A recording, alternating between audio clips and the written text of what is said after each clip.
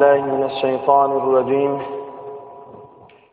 بسم الله الرحمن الرحيم الحمد لله رب العالمين والعاقبة للمتقين والصلاة والسلام على رسولنا محمد وعلى آله وأصحابه أجمعين أما بعد السلام عليكم ورحمة الله وبركاته مسلمان doğanlar Allah tebareke ve taala novata cumhurun ediyen ve edecek dua dileklerini, taat ve ibadetlerini, bugünlerde ediyen hayır hasenatlarını, tutuyan toylarını öz dergahına kabul eyle, hayırlı eyle, bu dünyamda o dünyamda hasenat bilen aylanlarıp doğdu hodunun özü aman taklasın. Ve herkes bir acid ve asi günahkar benden afv eyle, ve de öz radi olan yoluna hidayet eyle, nerza olan adından aman saklasın. Çünkü bir insan asi, insan nisyan, nesiyat eden gelip çıkan, yattan çıkarıcı, o yalnız şucu manileri veriyor bizim öz adımız. Takvaya alağınmalık buradan aliyatda yalnızı veriyor. İnşallah yalnızlardan yalnız ayette yalnızını düzedip Allah'ını tövbe edip tövbe kabul olan benelerden eylanlar. Alimlerimiz ki adamları görürsün ömrünü ibadet edip namaz okuyup oruç tutup hacca gidip zekat verip görünüyorlar. En neticede doğduğu varyanlar diye. Onun doğduğu varmaklığına sebep olayanlar, onun menmenligi, dine men takva, men karidir, men ahundur, men amandır, men qovvaq ediyandır, men qov Kur'an okuyandır, men has namazda takvadır, men has orada takvadır, ya men kan zekat veriyandır deyip Allah rızası için edilmelidir, riya için veya gururlar, menmenlik edip ödünü gövünü yetiyen adam, Allah'ın ilgileniyen adam ki, eyle adam pesbel olup bilmeye, şol pesbel olup bilmeyen hasiyeti de onu doğduğu ertiye. Çünkü Allah kıyamet mahşer gününde kimi söyleyecek? Pesbel olup, ödünü kul bulup, Allah'ın perverdigar bilip, heri eden dadını Allah için ağ görün, sogap yarsında önde olan benneler inşallah cenneti olacaklar. Ama görüyen ki adam haramlık edip diyor, haramlığın iyidinle edip diyor, bir görsen arada çıkıyor, bir görsen zina edip diyor. Ama görüyen bir neticede cennete var ya. Onun neyme ettiği cennete ediyen haram işinin farkına varandan son, men şunu haram iş ediyen o, kıyamet günü bağır ol, ananiyat diyese haramlığı ediyorsan, olun gelirsen ebedi yaşayış ol. Ol ebedi yaşayış demin hay çekip, baki Allah'ın lağnetinde doğduğu yanıp, yığırıp, çıdanılmaz ve ölüp diyinilmaz bir azabın içinde gelip görürümden. Gel Allah'ın önüne men tövbe edeyim, Allah benim günahımı geçer deyip, Allah'ın Rahman sıfatına sığınıp, tövbe edip, tövbesinde ve palı olayan adam, görüyen haramlık kan edenim olsa Allah rahmet etti onu. Çünkü ol tövbe etti, öğünün pesliğini bildi, Allah'ın onu boyun eğdi. Ve neçe giyeceğini adet etti de şunu abi gördü. Yani Peygamber Aleyhisselam ne mi diye? Hiçbir adam öz amalı bilen cennete girmez diye. Hatta men peygamber bile olsam öz amalım bilenler Allah'ın rahmeti bilen cennete kazanırlar. Oldun Allah'ın rahmeti bilen olayanlar diye. Onun için Allah'ın radi etmek ankart değil. Allah Teala la taqnatu min rahmetillah diye menin rahmetimden ne umut bolmağın diye. İnşallah siz de Allah'ın rahmetinden ne umut bolmağın. Şonu da olsa Allah Celle Celaluhu bize erkimiz de koydu. Dünyadaki hem radi bizim huzurumuzda hürmet ettirdi. Biz Allah Celle Celaluhu boyun olmakluk borcumuz. Semi'na ve ata'na. Eşittik ve boyunmolluk diyenlerden olmalıyız ama. Durmuşsunuz da her harika, toy edecek olan, tövda edecek olan, neyme şu durmuşta yaşamak için neyme sana gerek olsa, şu gerek dağının halalını öldürmeklik benim borcumuz. Haramından kaçmaklık benim borcumuz. Yine inşallah şu vaadimizde de Allah-u Teala nesip etti. Allah-u Teala'nın bir de Kur'an-ı Kerim'de ayetler bilen belirlen 7 tane düşmani ve 7 tane dostu vardı. Gurrun açmaklık için inşallah hayırlanırsınız ve Allah'ın ilgilenen 7 düşmanının değil, Kur'an'la ağırlayıp şul iş ediyenler benim düşmanım diyenlerinden değil, ene şul iş ediyenler menin dostumdur, meni şunu ýaly iş ediyenler söýýändir diýen 7 sypatyndan bolurdyňyz diýip inşallah hem dua edýär hem umid edýär. Allah Tebaraka ve Teala Kur'an-ı Kerim'in İsra suresinin 9. ayetinde bir insanlara şeýle diýär: A'udhu billahi mineşşeytanirracim. Bismillahirrahmanirrahim. İnne hâzel Kur'ane yehdi lilleti hiye aqwam. Sadakallahul azim. Ayet şeýle: Şu Kur'an adamları doğru yola salyanlar. Ayetin manası. Yani Kur'an adamları doğru yola salyanlar, adamları doğru yola örködiyenler diýmeklik şol. Yani Kur'an-ı Kerim'e başvurdun mu, ene şu işe etsen şu dünya taatı da oluşan. Hayır şu işten kaçtadır, şu işe barayma diye seni bu dünya ordini erbetlikten alqalya. Demek ol Kur'an sana iki dünyalık rehber, iki dünya sana yol görküzücü.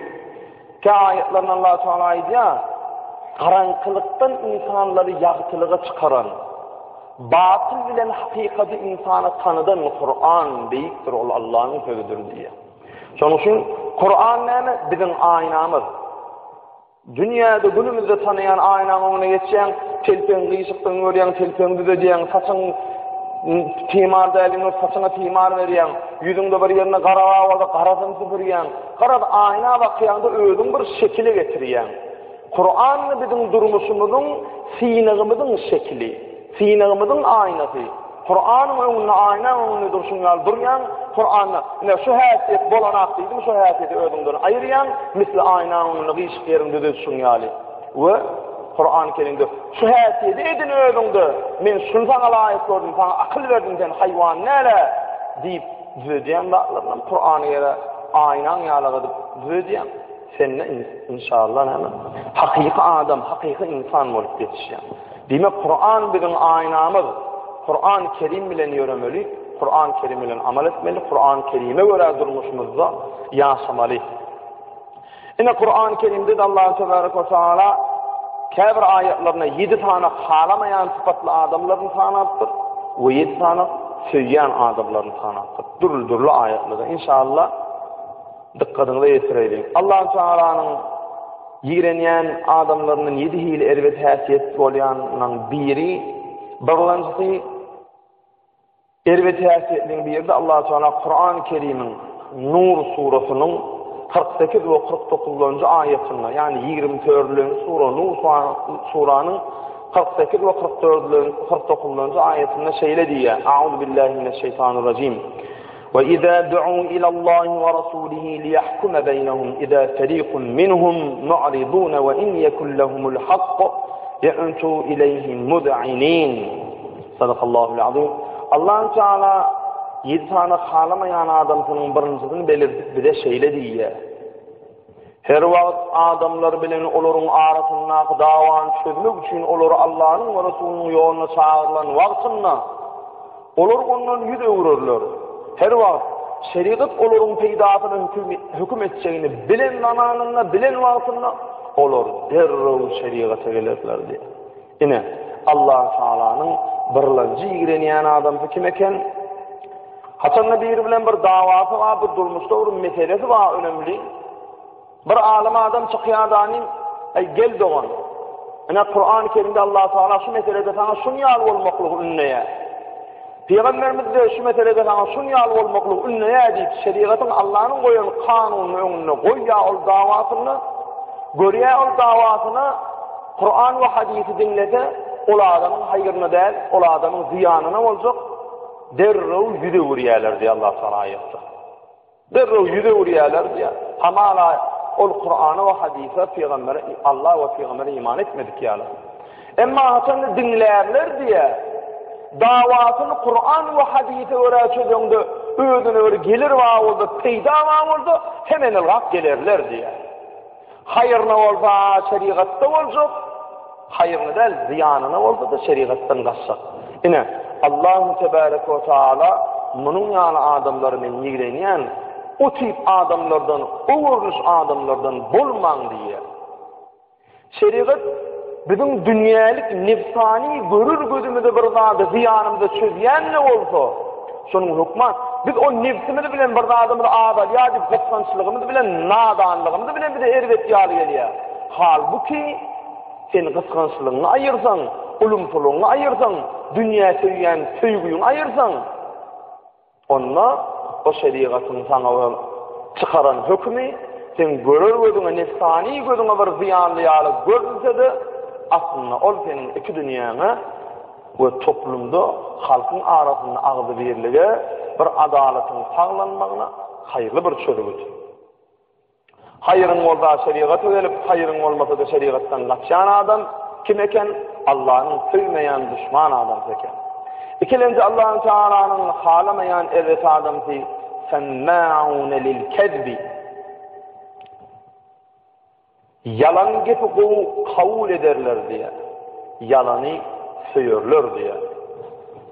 Allah'ın yigreneyen ikilinci adı bilinse hayırna olsa şeriata gelip hayırna olmadı şeriattan kaçan adam, ikinciden yalan sözü dinleyen ve yalan sözü söyleyen adam. Olla Allah'ın sevmeyen adam ki bu arada Allah Teala Kur'an-ı Kerim'in Hucurat suresinin yani 49. suresinin 6. ayetinde biz insanlara şeyle diye Euzu billahi mineşşeytanirracim. Ya eyyühellezine amenu in ca'akum fasiqun binebe'in فتبينوا أن تصيبوا قوما بجهالة فتصبحوا على ما فعلتم نادمين. Ey Allah'a iman getiren adamlar, ey Allah'a ananım diyen adamlar, kervansıda bir fasık adam, erbed adam bir haber getirse, şonun aydanına ananıp, şonun bilen bir iş edip, son sol eden işini de ökünme diyali, şonun haberini derru tumora atlayman. Onu saygırın diye. Tumora kaplayman diyen kalpten kastı diye. Eğer bir fasık yalancı adam, erved adam gelir de sana falan tüyükmüş değilse, bilip durdun bir haram yollarını gidip bir günahkar adam, yalancı adam, getini ananıp bir Müslüman da onun göğününü degeyme, izinden ökünenlerden olayma, ananmasan bolcakken, on yalan getleyen ağdım ammalıyım, son getine gidip falan iş ettim o deyip, ökününlerden olayma, tumorunu kalbine palmakan, şol gepe ananmakan bir saygır, elcer, iyidarlak gör diye. Yalnız olsa haramlık edip ervetke faydana kayınç ver, yok. Yanlış mı anlar? Doğru faydalan varsa onu barda kopşukta oturun bir gırağı açıp ağır diyelim. Doğru kena şu haramlıkta gediyen ekeni. Şu haramıştan daşta vuruyor. Şu halallıklardan kalma vur deydi. Onu doğru yolu devam et. Ana. Hakiki Müslüman adamın bol haysiyeti şonun yalediği zaman. Peygamber aleyhissalatu vesselam nâme deyiptir hadis-i şerifinde. Govu adam, govu haber getirir deyiptir. Erved adam gıybet getirir deyiptir. Sonra bir adam bir ervet gepaytsa hükman şona önüm verip bir netice çıkaracak olup durmalar, bir saygırmalı, selcermeli. Ki adamlar var, ay bir yalansı değil, bir ervetke faydanrak bolşuna idiyatı bir adamın ayıbını köpçükte otondurup koyuveriyorlar. Onu metmeliler. Müslümanın ayıbını örtmeli. Müslümanın ayıbını edil giyice yağlı örtmeli. Ayıttın mı düzeltmeklik niyetiyle şu ervet yoluna gidip ervet dağda da uçar bolaymadın, kıyamette alat çekenlerden bolaymadın, şol Müslüman da onun bu dünya o dünya helak bolmasından korkup bardanı düzeltmeklik niyetiyle niyekete gayet. Ama yalan gepleri ananmak ve yalan söylemek neyken Allah'ın söymeyen adam teken. Üçüncü Allah'ın Teala'nın yigreneyen adam ki ekkâlûne lissuhti. O da aynı yigreneyen adamlar haram yerler diye. Yani kabancında haram bağımı, halal bağımı saygırman, iyen etin nedir, iyen lukmasında halal mı, haram mı saygırman, ak yolda kara da yolda görüyorsun, ak yolda kara da yolda kazanıp görüyorsun adamlar Allah'ın yigreneyen adamıdır diye. Bir iyen içen bağlana seyretmeli, halal da mal düğünde spirtvam ya düzümünde bir doğunun yağı ya haram edilen doğunun itigarlık mı bir sel cermeli yani bismillah Allahu ekber deyip çalınıptır mal toğuktur koyunlar sığırın eti yegeçileri eti bir saygırmalı Allah halal da iyi dedi. Bak şunu bilin halal lukma imedik adam takva bolup namazını vaktini okap bilmez. Ömür düşünüldür. İbrahim Edhem Hazretleri namazının lezzeti, evliya adamlar namazının lezzetini duyuyor koya. Namazının lezzetini duymayan başlattı. Gitti diye aksametçiydine giyecekine avadasa, giyeceğin bir vakti bir topar evliya adamlar geldi. Birbirine soru veriyor diye aramızda bir üç köşük adama var. Kim geldi? Birbirinin sonra İbrahim Edhem'e niye de haramiyenliğini düşündürecek oluyorlar. Aramda İbrahim Edhem'e aneyene bir giyeceğin bir vakti aksametçiydine kapılıp duruyor. Ay bu haramiyiptir. Şu haramiyenini bilmeyenim, haramiyenin neticesinde namazın lezzetini duyuyor. Niye de haramiyenini bilecek oluyor dedi. Birbirine soru olacağı şunun niye de haramiyenliğini bilirsin. Biliyanlı niye de haramiyen hava bağlarda hurma alanına bir hurma kileye çekilmeyken yere kaçıptır. Ola böyüdünün küdürüydü son iyiptir diye. Şu iyence haram lukmasının o şerinden İbrahim Edhem rahmetullahi aleyh evliya adam özünün vaadetinin lezzetini duymanı. Gidip sol adamını tapıp şu bir hurmasını rabi edip onun vaadetinin lezzetini duyuptur. Eğer haramiyendir nöydüyen olsan onu ne emekmeli? Elbette halallığını devam edip halal lukmanı te'dilecek olmalı, halal lukmayı uğuracak olmalı. Yönü bilmeyen olaysan diysen zikir köpedin edeceğim ha. Tarikatta, sohbetçulukta adamın kalbini arasalayan nomur bir edileyen avadık zikirdir. Subhanallah, elhamdülillah, Allahu Ekber, la ilahe illallah, Muhammedur Resulullah. Ya şunun duadır, salavattır, Allah'a olan övgüdür. Zikir köpedin, kanınızdan haramlıkları ayırayanlar edeceğim ha. Son için praktiyende pul alıp vermek, azar pul koymak, ya da ay batmen kartta pul dine kart pullarıydı, azar koydu düşünmeyen var. Şu gidip futbola pul koydun, bir manat bir tenne koyay.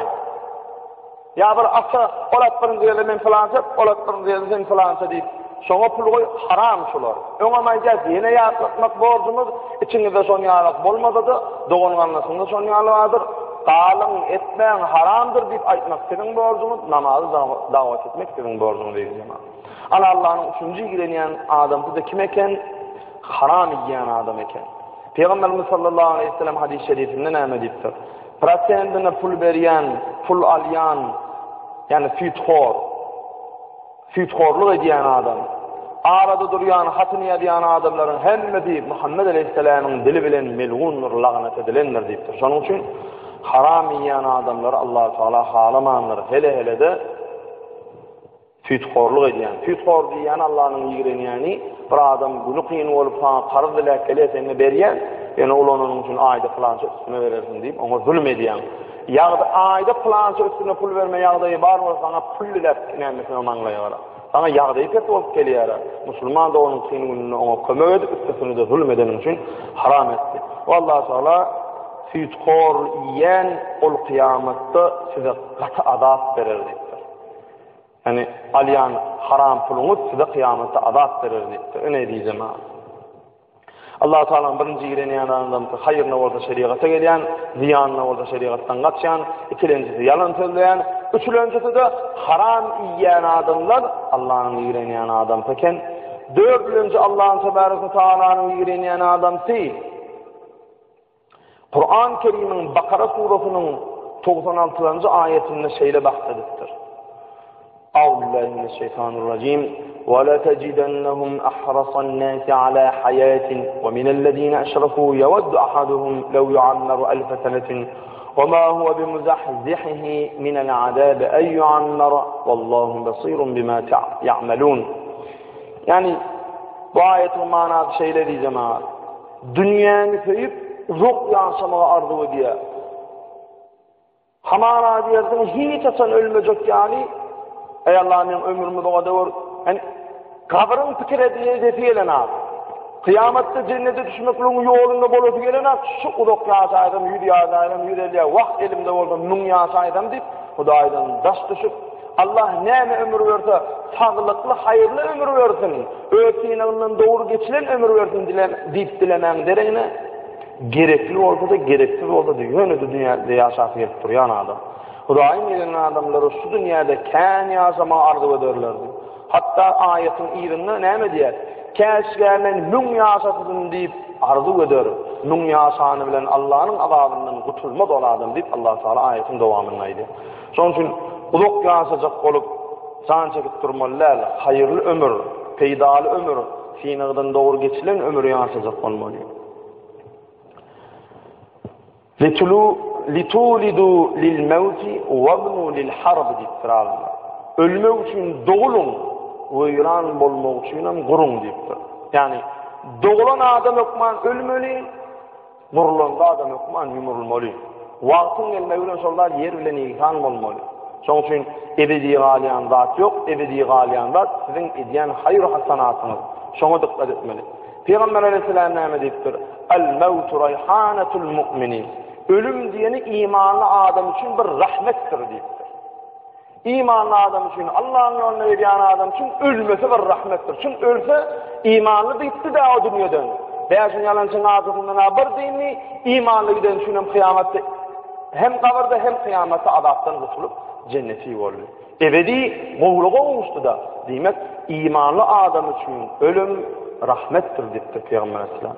Hatta Allah Teala ölmeyecek yâri yaşamanı diyen ayeti düşünürmekle için Kur'an-ı Kerim'in Al-İmran suratının 180. ayetinde Euzubillahimineşşeytanirracim kullu nefsin zâikatul mevt her bir içi canlıda bir ölüm ağzını dağıtacaktır dediler. Canlı olanda ölecektir, ölmeyecek olup gayret edecek olup durman diye Allah Teala. Çoğu için gayret etmeli bir zaman hayırlı ömür dileyen. Hayırlı ömür dileyen. Namazı canım sağ olayan eken deyip okuman, Allah razı olayan eken, men gayem, men kaymağım, yaşamaklığımın ürünü ibadet. Men Allah ibadet için yaradılıptır. Men öz yaradılış maksadına göre hareket etsem gow olur deyip, Allah'a boyun olmak men borcum deyip, Allah'a secde etmek, rükû etmek men borcum deyip Allah'a secde edin. Sağdın olurun, arasta olurun deyip değil. Ol zatlar öz-özünden gelir. Yeterken Allah rızası için egil, Allah rızası için secde et, Allah rızası için halalı kavala haramdan kaç.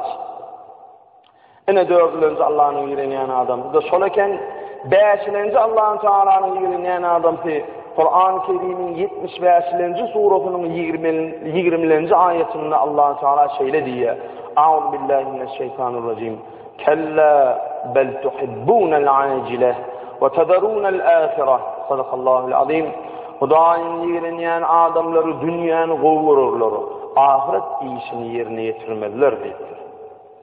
Yani dünýäni gowurmaly, dünýäni ýerine ılgamaly, halal ýaşajak bolup, namaza mätäç bolmajak bolup, Allah Teala ibadet etmek için bana güç kuvvet gerek. Güç kuvvet edinmekle için men iyi içmekliğim gerek. İyi içmekliğim haramlık etsem men ibadet için iyi içen ne mi? Eğer haram iyi içsem ibadet edilmeyecek o zaman onu men halal iyi içmekliğim melek deyip halalın iyidini algamaklık ol doğru da. Ama namazını yattan çıkarıp, oradan yattan çıkarıp, zekatını hacını yattan çıkarıp, ol Allah'ın yan dininden son hamana Allah'ın namazı oku demedik yani. İsas olan Müslümançılığın şertlerini gayrı koyup dünyanın yerine kovalaşmak ana. Şunu Allah Teala halamandır. Şunu ilgilendir. Namazına gayim, zekatına gayim, oradasına gayim, hacına gayim, Allah'ın olan imanını avadıkla korumanı gayim. Ol adam dünyanın yerine ne çağırır? Zekattan kalmaz, hacıdan kalmaz. Ol adam için dünyanın yerine ılgamak haram değil. Allah'a olan ifat avadadın yağından çıkarıp, o dünyadaki tinavunun yağından çıkarıp dünyanın yerine ılgamakları Allah Teala söylemendir. Bel entum kavmun tuhibbune dünyel faniye. Siz bir fanı dünyanın gowuryan cemaatsınız. Ve tetrukûnel ahiretel bâkiye. Baqı olan ahireti terk ediyen cemaatsınız. ولذلك لا تتفكرون في العمل للآخرة مع أنها خير وأبقى. Ahiret için amel etmekle fikir etmeyeniz, oylanışmayanız deyip Allah Teala'nın bu ayetine alimlenmek, yani açıklama, tefsir ettirler. Onun için yönü dünyanın yerinden alacak olup durmalı değil, dünyanın yerinden alacağım ibadetinden daşını algamalı. Şu algayan dünyanın izinden de halal görünüşte algamalı. ana ol halal.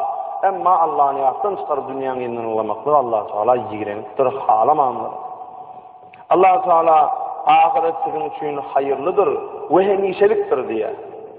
Bu dünya her aydalı en goğcayda yaşayan, en goğulu duyan, dünyanın en önemli bankında adamlardan ken pulun var. Hayır yok. Solbağın dağlar gider. Yok solbağın dağlamasa da sen dağlar gidersin, garrap ölüp kabra girip tüm kövürlük gidersin. Şonun için dünyanın yedin algı pani 5 gün yalançıyın, yani gutorcuk vaadın iyidini algı mı, gutormacuk vaadın iyidini algı. Allah Teala ne diyor? Gutormacuk vaad, ahiret sizin için hayırlıdır, hem hemişeliktir diye. Ebedi sana alacaklar ahiret günü. Şoňulen boljak bolýar. Şoň üçin ibadetten almalar Türkmena nämedir? Namaz işi itirer diye. Namaz işi bitirer, iş namazı itirer. Yani ibadetin bilen namazın her rukununa mesela mayda elhamdülillah nämedir? İyyâke na'budu ve iyyâke nestaîn. Ey Allah, sana avazın sana mätäşdir. İhdina sıratal mustakim. Men doğru yolunu hidayet eyle, mağduplan bağlıyla yolunu dəlli, her rekatı dileyen, her oturumda Allah'ın mağfiretini okuyun, ecemi kalkamı, öğüdümü mağfiret et, ölüyümü diriyim mağfiret et, bu dünyamı kovuluk kullanan doğduk odunu men aman takıl edip, her namazını dilep durdum. Dua etmek Müslümanın yarağı değil mi? 5 vaktin 5 günde de duadan, dilekten, niyazdan doğru. 5 vakit namaz okuyanlar, elbette namaz işi bitirir. Çünkü o işi bitiriyen Allah'ın niyazı bitir. İş bitmese de men ziyanıma onu Allah'a bitirmesi behbit olsun tuttur. Ine hayırlıdır.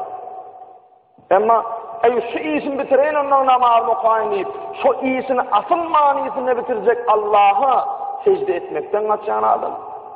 O vaadetinden kaça durur, dünyasının adına ait eder, o dünyasını yitirer, na'udzubillah. On yalıp olmalı değil. El-harisul-lezî yetlubul-mektebe min gayri hilleha. Harfı dünya diyeni Allah'ın halal etmedik yolunun dünya kadar yana edilenleri diye. Eğer sen bir daha halal yollarına bağlanacak olsan Allah'a secde etmeklikten kaçandığın son olmadığın bereketli bolmaya. Sonuçta harfı dünya olmalılar. Allah'ın halal eden yolu ne olacak olmalı? Halal kazanacak olmalı bir cemaat. Yine alimler bunu ne ediptir? Dünya sicnul mu'mini ve cennetul kafiri. Dünya imanlı adamın zınnanıdır deyiptir. Kafirin kafirinin cennetidir deyiptir. Kafirin orada cennetidir deyiptir. Yani bu deydi ki imanlı adam için dünyanın hem için zınnan. Çünkü hem de daha da başvuru bilen. Hemen zınnanını duran yani. Ona bak ya şuna bir koca orkadan çağrı gelip yürüyecek oluyor. Haramlıkla kaçıyor. Ona basıyor haramlıkla kaçıyor. Orada 100.000 manat kazanyan olsa halalla satıptır, 30.000 manat sonra yapışıyor. Bundan nakıyal. Ama o dünya, ne? Onun için cennet inşallah. Dünya kafirin cennetidir. Şu dünyada lezzet görayımda, o dünyada onu doğduğudur deyiptir. Na'udzubillah. Peygamber Aleyhisselam ne diyor? Dünya öğütünün öğüdür. Dünya malsızın malıdır. Dünyanın akılsız adamları iyidine düşüp üyüşürüyenlerler. Dünyanın iyidine kavuşman, haklap durman, hayır hasanatlı olun, ibadetten gayrı olup dünyanın iyidine kavuştan akılsız deyiptir Peygamberimiz. Hazreti Ali kerramallahu vecih radıyallahu anh ne deyiptir? Hayse bir adamın dünyasını giyinişlik olsa, dumlu doğusundan dünyası gelip dursa, ol adam sol nimetleri ona Allah'ın sine için beriyenliğini bilmede deyiptir. Dünyasını kovuyu emme yerden gelirleri gelip dur, ay men ettim o diyayına bağışyattı da. Yani şunu Allah'dan bilmede deyiptir. Dünyanı dine öz gücüm bilen, öz aklım bilen, ve şuna men öz bağım bilen adamım deyip guman etse, o adam aklından ağdaşan bir tentet değerli adamdır deyiptir. Allah veriyenler o da atlar deyiptir.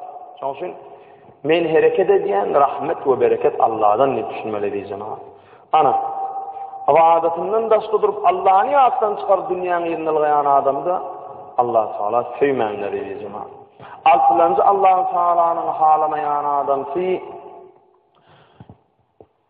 yuhibbuna ay yuhmadu bima lan yaf'alu.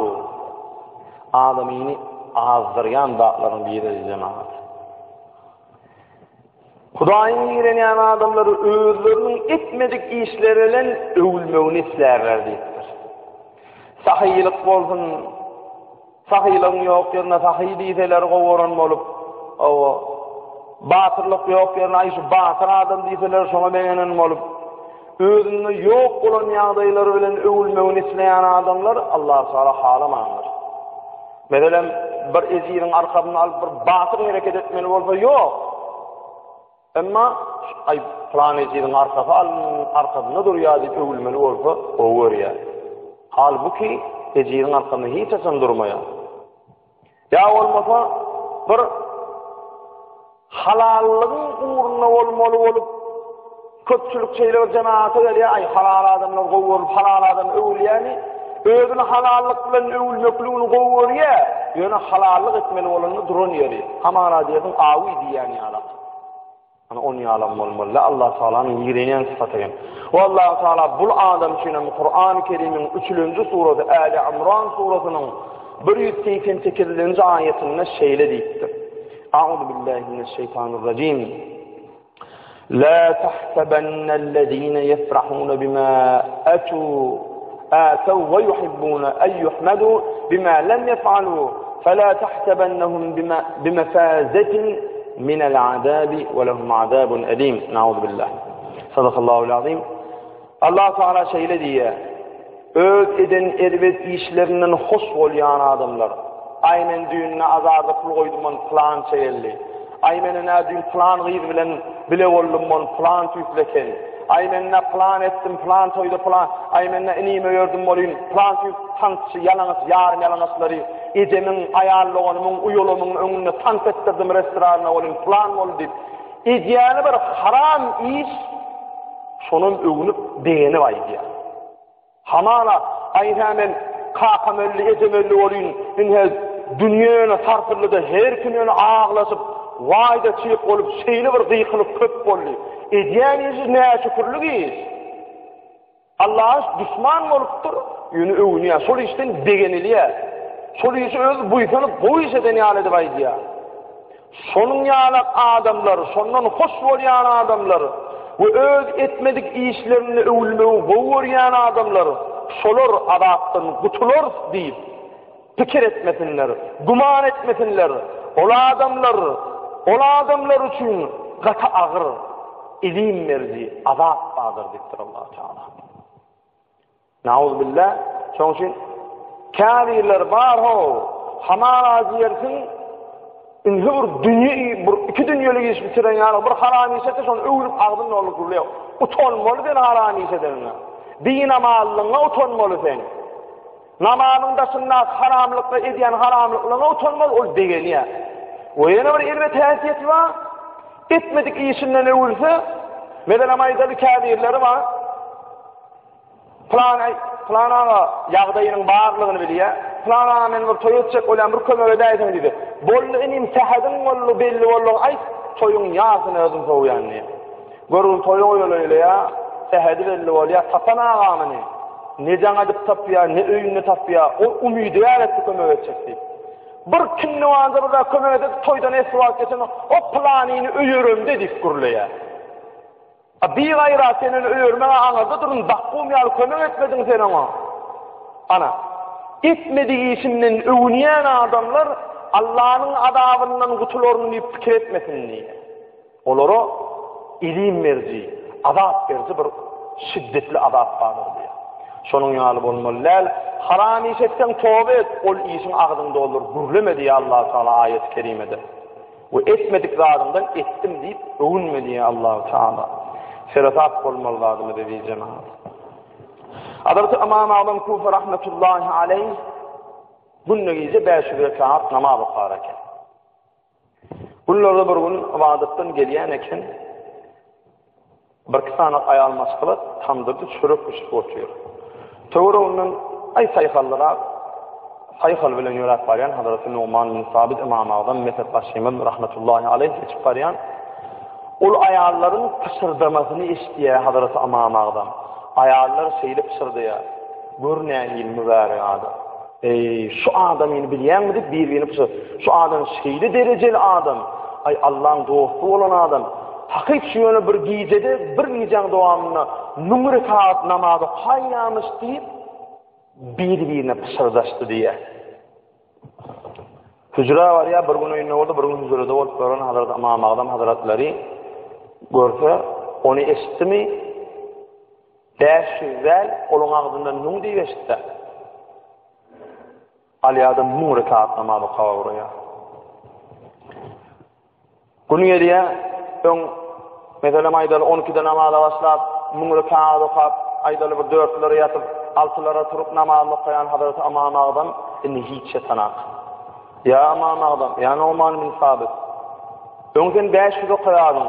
Şu 500 bilen oňdan bolmaýany näme muňa ýetsin diýse, hemen ýanky okan aýatyň maşyny gotdy. Auzubillahi mineşşeytanirracim. Yefrahuna bima ataw ve yuhibbuna en yuhmadu bima lam yef'alu fela tahsabannahum bimafazatin minel adabi ve lehum adabun alim diýip şu aýat aýtdy. O gözümden yaş aylan tercüme etti diye. Öğüt eden elbet işlerinden hoş bolyan adamları ve öğüt etmedik işlerini övülmeyi goýuryan adamları. Şolar adaptan tutulur diýip guman etmesinler. Ol adamlar üçin agyr adap bardyr diýip Allah Taala aýdýar. Ol adamlar da min övdülerimi rekat okaýady. Öğüt etmediği için men numaratada okaýady goýur övdüler bolun göwnüme hoş ýapdy. Indi men öğüt etmediği isimden övüldüm. Etmediği isimden övülüp beğenip yankı adağı uçar olunlardan bolmayın numara kağıda komaklığı hukman gördüm diye. Şu ayetin şiddetini duşmacak olup numara kağıda başladın diye. Çünkü dil vela diş kala gurlamızı verdi gurlap alımları yok bunu kalıvamıyor meller. Peygamber aleyhissalatu vesselam näme diye sizi diye yüzünüzde övüyen adamların yüzünü toprak tepin diye. Adamın yüzünü övmeler. Yeňsesine övüsüňem eşittirmän övmeli. Oradan adam menmenlik ýaşamak var. Allah Taala kastet otuyor. Men bolluğam meten etmediği işin etselerim yılgırızır sırtar otuyor ondan. Şeytan döwrüne durýar. Şoň üçin awala haram işinden degenme, tövbe et. Birden etmediği işinden övdülermi? Sol etmediği için övdüler, sondan begeninizi olayma diye. Cüneyd-i Bağdadi diýilen Kuddüs-sür Ruh bir adam, evliya adam. Şoň ýanyna bir näçe ulamalar oturan wagtynda Horasan diýen ýerden Harazm diýip tanýan şo taýdan bir adam geldi diýe. Ol Cüneyd-i Bağdadi şeýle sorag berýär. Ya şeyhum meta yestawi 'indel 'abdi hamiduhu we damuhu. Hasan bir adamın Hasan niptir bir adamın ýanyny öwýän bilen ýamanlaýan din bolar diýipdir. Yani bir adam var, şoň onu öwýänin o ýamanla ikisem din bolar. Hasan şu adam şu derejeye ýetýärler diýipdir. O tür öwselerin bir peýda, öwmeselerin bir peýda şo bolşun. Yamanlasalaram şo bolşun. Şonuň ýalpekler haýdy ýagdaýda şoňa ýetipler diýse, hadary bu Cüneyd-i Bağdadi jogap bermäse gapdynyň bir ulama çykyp şeýle jogap beripdir. İza qiyida bi qaydayni wa humila ila timaruqi. Haýdy bir adamyň elini we aýagyny zynjyr bilen baglansa, özünde dälhana oklansa, şonda den bolar diýip, awa öwýä diýip begenmez, ýamanlaýar diýen gynanmaz diýip gülüpdir. Yani mümkün näle bir adamın öňünde öwselerim, ýamanlasalaram arkyna turup ol on ýaly mümkün näle de el bilen aýagyny zynjyrlap tuwa taýmadan deňre taýmadan şo nagdyny ýumdyraýmadan oň diýip gülüm täpdir bolýan Hazreti Cüneyd-i Bağdadi qaharlanypdyr. Dogry jogap ber diýipdir. Ey adam diýipdir. Bu jogabyň dogry däl diýip özü jogap beripdir. Yestawi 'indel 'abdi hamiduhu we damuhu İza tahaqqaqa annahu mahlukun nibdir. Yani her wagt adam özüniň mahlukdugyny tanandan soňra diýipdir. Şonuň ýanyny öwýän bilen ýamanlaýan dindir diýipdir. Yani özüniň mahlukdugyny bir halyk yaradyjy tarapdan yaradylan bir wagtlyň bir zatdygyny, ejig bir zatdygyny, mahlukdugyny bilip edipdir şu adam. Yani özüni tananna özüne hamal adiyedin kim dileyip gören adam değil. Özüne kimdir nöydüp öğrenilin adam ögdüğün söylüpi geliyor. Züneydi Bağdadi ne mi deyiptir? Men mahluğu, men bir övülmene layık değil. Ol yaradıcı Halık övülmene layık deyip. Sevgelerim geçirip otuyor, övgelerim yüzüne saksallar, gösterliğini de oturan. Ana, sol adam deyiptir. Şonun ne deyiptir? Övgenim yaman, dindir deyiptir. Son için gayrat etmeli, doğru olmalı bir cemaat. Yedilendi Allah-u Teala'nın yigirinen adam fi tahsabuhum cemiyan ve kulubuhum şetta. Bir nece adamlar vardı. Göreymeni ağdı birbirini kovur ya. Emma yürekler birbirinden ağırlı. Sonun yalı adamlar duayın yigirenen adamlardır deyiptir. Kâbir adamlar var, hakikatın bir daşının olsun her ağırlıyor. Emma yüreklerini birbirine tuzak kurulur, birbirini yamanlıdır, birbirinin kemçiliğini tapılır, hedilir diye. Onun yalı olmalılar. Müslüman adamın sıfatı değil, onun münafık adamın sıfatı. Hatta Allah Tebarek ve Teala Kur'an-ı Kerim'de sonun yalı, daş sıfatta, daş görünüştü, kovu ağdı bir yalı olup, iç görünüştü birbirinin yigirenen adamları ikaz edip yamanlar, Kur'an-ı Kerim'in 59. sureti yani Haşr suranın 13. ayetinde bir insanlara, bir Allah'a iman edenlere şöyle deyiptir. Euzubillahimineşşeytanirracim. Ba'suhum beynehum şedidun tahsabuhum cemi'an ve kulubuhum şetta. Zalika bi'ennehum kavmun la ya'qilun. Sadakallahul azim. Yani olurun düşmançılığı aralarında katı güçlüdür. Göreyneği hemmeti bir ağdı bir yarıdır. Yürekleri birbirinden başkadır. Olurun şeyle bol yani nadan düşüncesiz kovum bulunsunlar şeyle olyanlar deyiptir Allah-u Teala. Nadan düşüncesiz kovum bulundan olan yürekler son yalaktır. Göreyneğin ağdı bir falan olup bolondat neyme bolondat hiç adamlar bir yerde bir yanlışlık ettir de kovumlu deyiptir. Geçirimli olaymalı olayın. Geçirimli falan oluyor, ağzı bir falan oluyor, görünüş ayçıvalımı, o planısını bir yerde öldü, gödevir, adam da hayatiyeti, gönlü deydi olayın, geçirimli olayın, hiç öykelerini ağlamayı, değdir ya, dastı pattı. Ama içinde ona lanlık varını koyan ve şu adama bir yamanlık olsa beğeniyor. Allah-u Teala yigireniyen eken dastı patında ağzı bir falan olup, geçirimli falan olup, içinde de adamlara öykü kineli, ganırganıp, adamini yigrenip yaşayan adamini Allah-u Teala yigrenyen eken olur nadan, düşüncesiz, akılsız kovum ekenleyip Kur'an-ı Kerim'de olur yamanlayan eken.